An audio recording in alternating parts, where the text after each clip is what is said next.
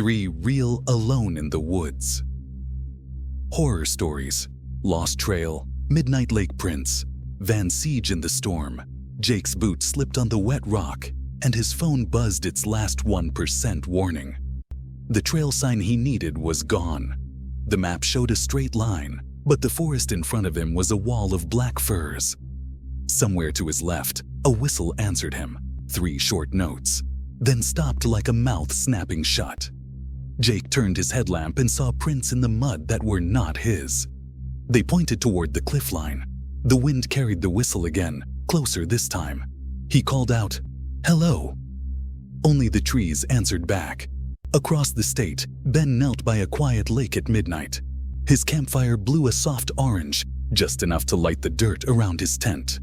That was when he saw them. Fresh footprints in the wet soil, toes clear, no shoe tread at all. They circled the fire ring, stopped behind his chair, and went back toward the trees. Ben lifted his light and swept the shore. 2 shapes stood at the tree line side by side, not moving. They didn't wave. They didn't speak. The lake held their reflections like coins at the bottom of a well. On a forest road far away, rain slammed a white van until it sounded like drums. Casey sat in the dark, blankets pulled to her chin. A hard knock hit the sliding door once, then twice. A man's voice said, "Sheriff's Department, open up." She peeked through the shade. The figure outside wore a hood, not a uniform, and held no badge to the glass. The knock came again, faster. Another set of footsteps reached her back doors. Casey slid into the driver's seat, pushed the key, and prayed the engine would catch. The van coughed. The knocking stopped. In the wet mirror, a second face rose up by the window, close enough to fog the glass. The key turned, the engine gasped, and the lights went out. Earlier that day, before any of this, the woods felt normal and safe. Jake drove his old pickup down a gravel road in Oregon, happy to be alone for a day hike.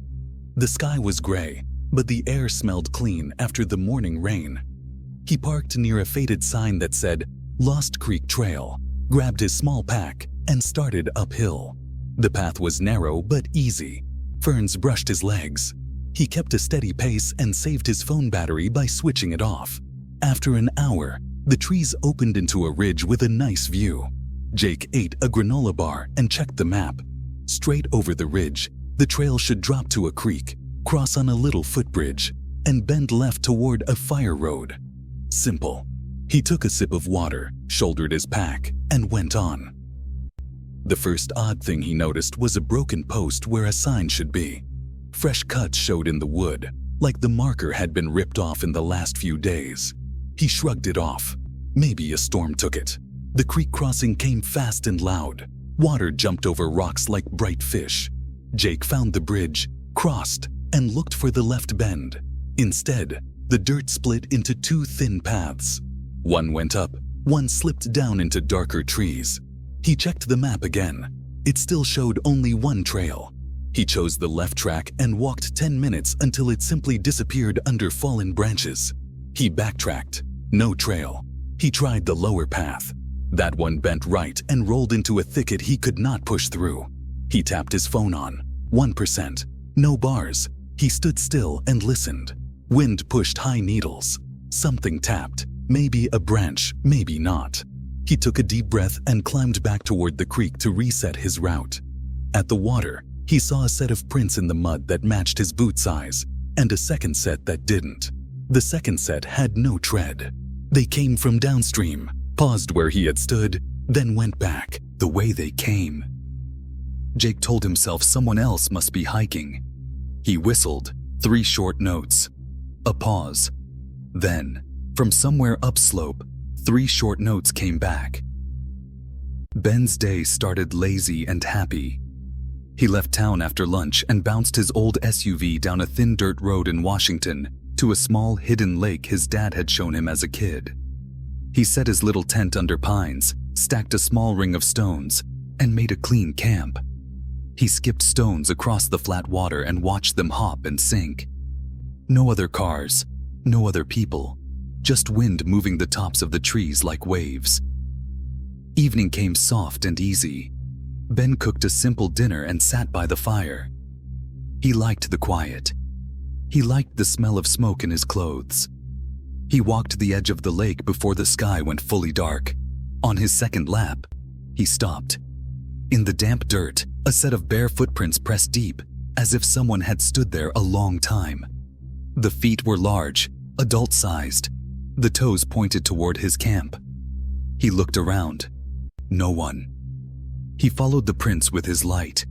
They made a little half-circle facing the water, then turned back into the trees. He did not chase them. He just went back to his chair and added a log to the fire. The night pressed closer. Frogs went quiet. Ben felt like the trees were listening. He told himself, "It's fine. It's just someone passing through." But when he looked up again, he saw two shapes by the first row of trunks. They stood side by side, like they had grown there. He raised his hand and called, "Hello?" The woman shape took one fast step backward and vanished. The man shape did not move at all. Casey's afternoon had been gray and wet, but okay. She drove her van along a Forest Service road in Northern California, looking for a safe pull-off away from town. She found a wide circle at the end of a spur, flat enough to park. She liked to keep things neat. She cooked on a small stove, closed her door as rain started, and watched a show on her laptop until the storm made the van too loud to think. She shut the computer and tried to sleep. When lightning flashed, she counted the time until thunder. 1, 2, boom, close. A branch snapped outside. She sat up and listened. Rain, wind, then a soft scrape along the side of the van like a jacket brushing metal. Her breath went quick. She moved the shade a tiny bit and saw only wet black. Lightning flashed again. For a second, she thought she saw a handprint on the glass. Then the knock came, firm and flat. "Sheriff's Department, open up." She didn't answer. The knock came again. Another voice stepped close by the back doors and said something she couldn't hear over the rain. Ben stood to face the man at the tree line and tried to keep his voice calm. "Do you need help?"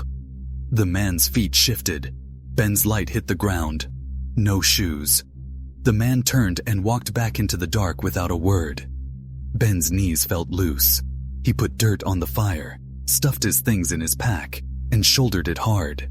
He didn't run, but he did not walk slow either. Jake stepped away from the creek, following the faint echo of his own whistled signal.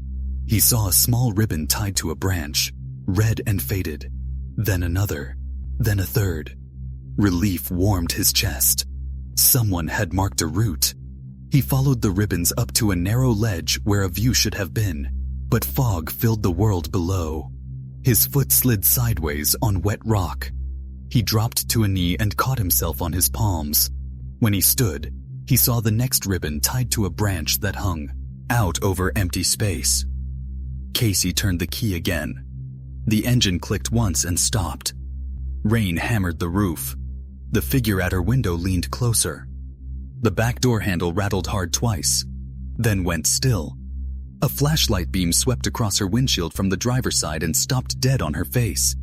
The light held there, bright and unblinking. Then, slowly, the sliding door handle began to turn.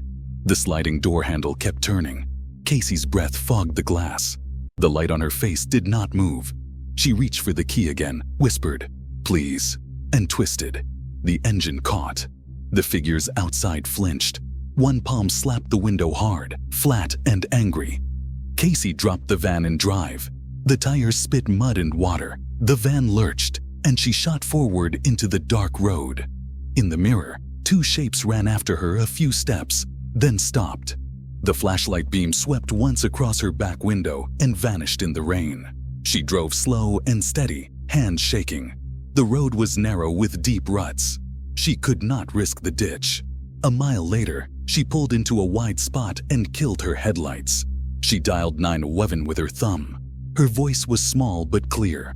"I'm in a white van off County 12. Two men knocked. They said they were the sheriff. They weren't." The dispatcher kept her talking. "Are you safe right now?"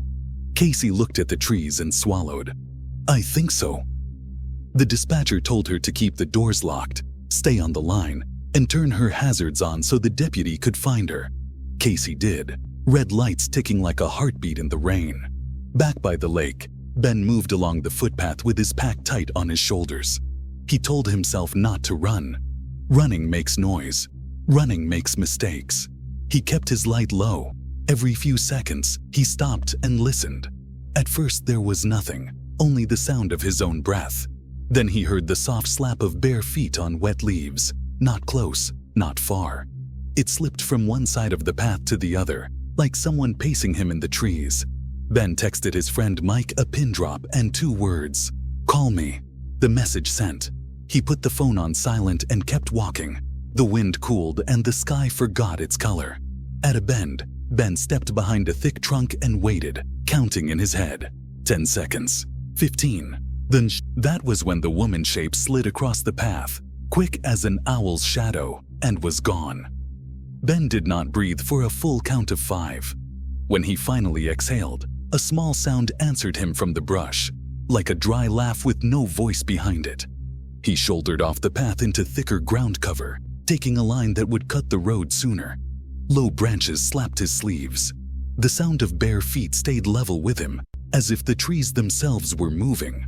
Up on the ridge, Jake stared at the ribbon tied to the branch hanging over open space. The knot looked new. The branch bowed with the weight of wet needles and wind. Whoever tied it had leaned out here on purpose. Jake took one long step back from the edge and let his headlamp sweep the rock for safer marks. Nothing. His phone, now a black square in his pocket, was useless. He took a breath and did the thing he practiced on easier trails. Slow down, make a plan. He knelt, closed his eyes for just 3 seconds, and pictured the map. Creek to his right, ridge to his left, fire road somewhere north. He opened his eyes and found a true line. Moss on the north sides of trunks, water cutting down on his right. He turned away from the ribbons and set a careful course. He whistled 3 short notes to let anyone honest know he was there. The answer came back at once, same pattern, higher pitch. It came from the wrong direction, downslope where the rocks were slick and the drop was close. Jake set his jaw. Not that way, he said to himself. He moved uphill instead, slow, steady, placing each foot and testing the next. In a small saddle between firs, he found something that did not belong.